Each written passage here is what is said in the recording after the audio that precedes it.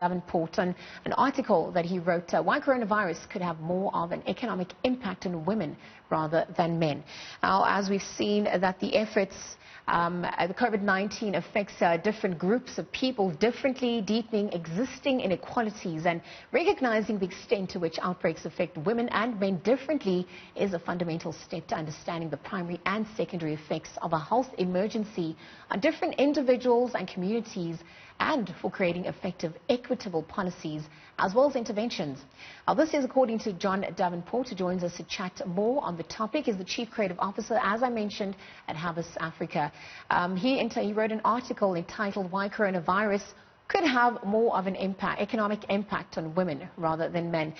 John, good morning. Thank you for joining us. What inspired this piece? Ultimately, what issues emerged? Well, at Newzroom, we're an advertising agency, but all our stuff is really based on research and insights. So at any given time, we really like to get out there and find out what's going on in our consumers' lives, how are they thinking, how are they feeling. So we were doing an investigation into the economic impact of the virus because I think the medical and physical impact is quite visible, but the economic one is perhaps going to be even more lasting. So we really wanted to drill down and take a look at that. And when we were doing that, it really emerged that obviously poor people are impacted more than well-off people. But in those poorer communities, it's women who are hit the hardest. Looking at some of the solutions that exist to ensure women's equal representation, driving transformative change already in an unequal society, and also ensuring that they are paid, particularly where women are the main breadwinners for many households in South Africa. I mean, what on earth with regards to that in your article? Well, that was one of the things that came out was a World Bank study done a few years ago showing that almost 42% of SA households are single-parent households where the breadwinner is a woman.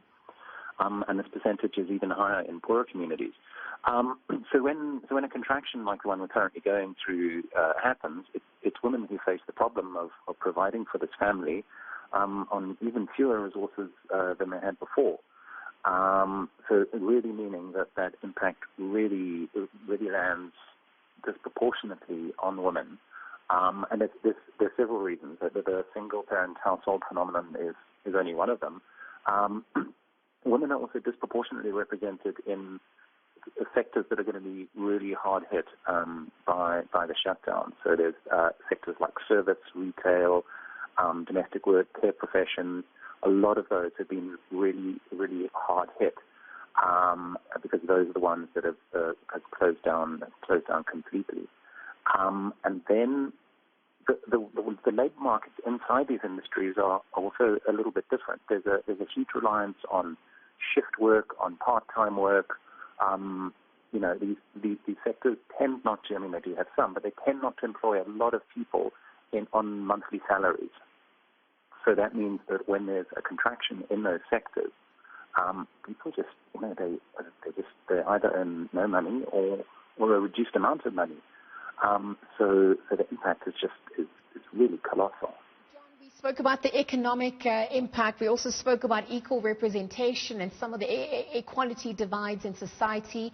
I want to look at how some of the quarantine measures might be of a disservice to, some of the households, particularly putting girls and women, at a risk of increased violence in homes, cutting them off from protection or essential protection and services and even outlets that they had before COVID-19 lockdown ensued.